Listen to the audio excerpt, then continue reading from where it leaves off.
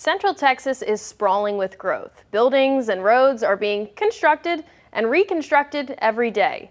In many cities, green space can be left behind. Last month, I met a group of volunteers working in Austin to ensure that green space, community, and food security stay at the forefront of growth, even in a place as busy as downtown. Take a look.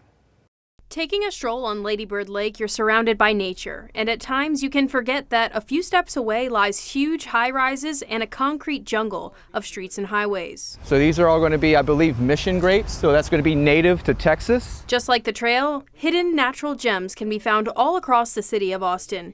You just need to know where to look. Oh man, this is looking great, actually, yeah. This is the Festival Beach Food Forest. These are nice, these are growing in real well. Nestled east of I-35 and a few steps away from Lady Bird Lake. Sitting on just 2/3 of an acre, it's more than just a community garden. It's permanent biomass. It's 90% perennial plants. What we're doing here is creating more of an ecosystem. We're creating microclimates. We have all these different levels in the food forest, just like you would have in nature. For the past 8 years, Karen Lucius and other volunteers have developed this mini forest to work not only as a green space, but a growing space. So the moringa is a very flavorful leaf. Like if nature had a supermarket. These are the moringas. We have things like sage and mint that can get picked. This is going to be, this is our lemon balm. We have corn, squashes. I believe there's some asparagus here and there, but as things harvest, we will harvest them and donate them out.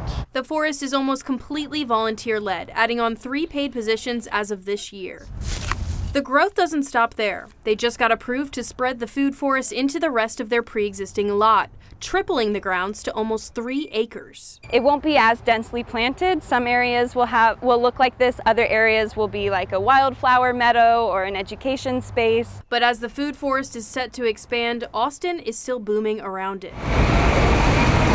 We will be expecting this street right here to be demolished. The current feeder roads are going to change, and this will definitely affect our parking, like the access people have to our park, especially on days where we have lots of volunteers out here. The expansion of I-35 is expected to get underway in the next year. While the food forest won't be displaced, there are plenty of changes to anticipate. Also, a big concern we have is particles in the air, things coming from construction and landing on our plants, on our volunteers, affecting people's breathing and just like the health of our microclimate. There are also talks of noise walls that, depending on their placement, could block breezes from the river. But the caretakers of the food forest are standing strong in their fight to keep green spaces flourishing for a future Austin. There's always been this perception that the resources in Austin stay on the west side of 35. And so I think it's really interesting that this is potentially, it could be a point of change. There's opportunity here to kind of right some of those wrongs. The volunteers of the food forest believe this place is part of bigger change. Most persimmons people know are the Asian variety, but this is our local native one. Bringing green space, food access, Here's a ripe one. community, and beauty back to the city. For me, it created the world I want to see. I'm gonna eat it. In Austin, Grace Thornton, KVUE News.